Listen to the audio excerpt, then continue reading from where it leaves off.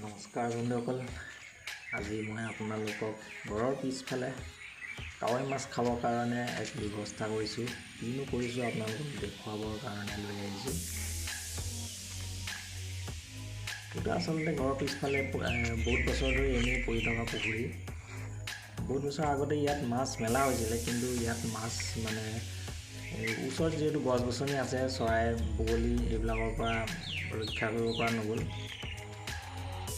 আনকি আপোনাৰ পুখুৰীত থকা শেষৰ মাছটো খাই শেষ নোহোৱালৈকে বগলী ইয়াৰ পৰা আঁতৰি নাযায়।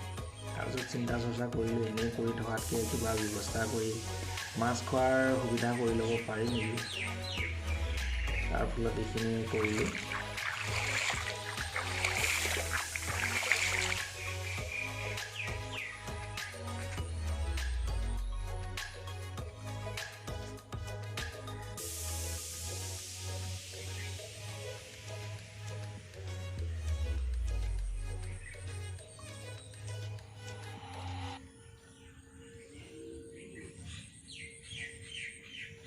এইখিনি কৰোঁতে মোৰ ইমান খৰচ হোৱা নাই, যিটো পুখুৰীটো বহুত বছৰ এনেই পৰি আছিলে, তাৰ কাৰণে মই বোকা চাফা কৰিব লগা হ'ল। বোকা চাফা কৰি এই নেট লগোৱালৈকে দুজন মানুহে 3 দিন কাম কৰিব লগা হৈছে। এইখিনি বোকা চাফা কৰাৰ পিছত তাৰপিছত এনেকৈ বাঁহৰ নেট লগাবৰ কাৰণে বাঁহৰ কামি দি লগাই ল'ব লগা হৈছে।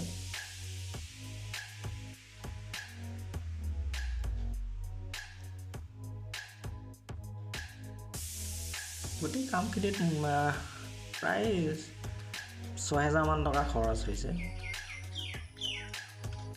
তাৰপিছত কাৱৈ মাছ অলপ আনি মেলি দিয়া হ'ল।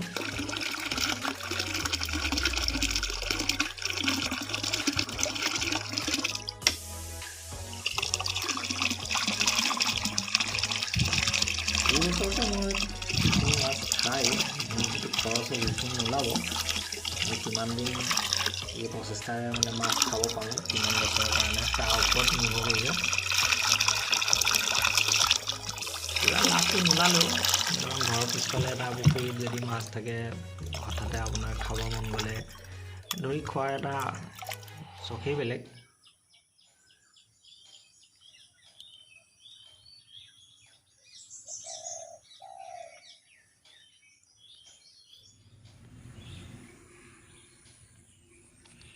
এইখিনি মেলি দিয়াৰ প্ৰায় এমাহমানৰ পিছৰ ভিডিঅ'। তাৰপিছত অলপ পিছত আৰু এটা অংশত দেখা পাব, সেইখিনি প্ৰায় 2 মাহৰ পিছত অলপ ডাঙৰ দেখা যাব। অনাৰ পিছতে মই ইয়াৰ মাছৰ দানা দিছিলোঁ খাবলৈ।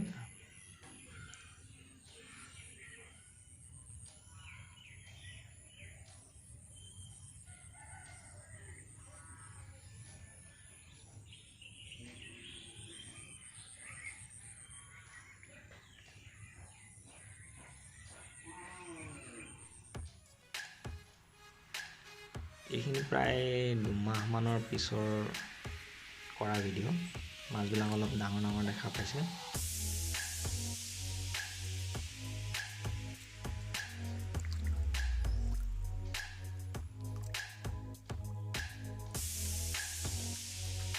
দানা দিয়া সময়ত যেতিয়া ওলাই দেখি খুব ভাল লাগে। এইটো মোৰ ছোৱালীজনীৰ ভাষাত এইটো মাছৰ ঘৰ। তাই দানা দিয়া সময়ত কৈ থাকিব, দেউতা ব'লা মাছৰ ঘৰটোলৈ যাওঁ। তাই খুব আনন্দ পায়, ভাল লাগে আজৰি সময়খিনি।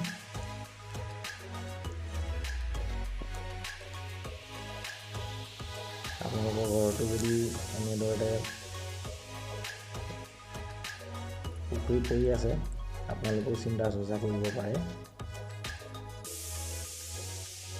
মাছবিলাক ডাঙৰ হোৱাৰ পিছত মই খালোঁ, যথেষ্ট মাছ খালোঁ, কিন্তু গোটেই খৰচখিনি মোৰ এইবাৰতে ওলোৱা নাই। মই কিমান বছৰ মাছ এনেদৰে খাব পাৰোঁ তাৰ ওপৰত নিৰ্ভৰ কৰিব। মই মেলাৰ পৰা মাছ খোৱা শেষৰলৈকে মই এইখিনি কৰোঁতে সময় লাগিছে, খণ্ডকৈ কৰিছোঁ, যাতে আপোনালোকক ক'ব পাৰোঁ মই মাছ খাবলৈ পালোঁ নে নাই পোৱা।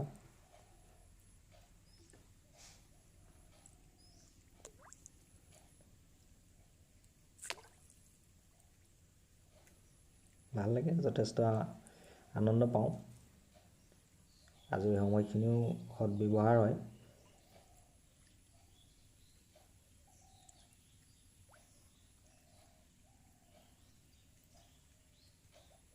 ইয়াকে আপোনালোকক দেখালোঁ।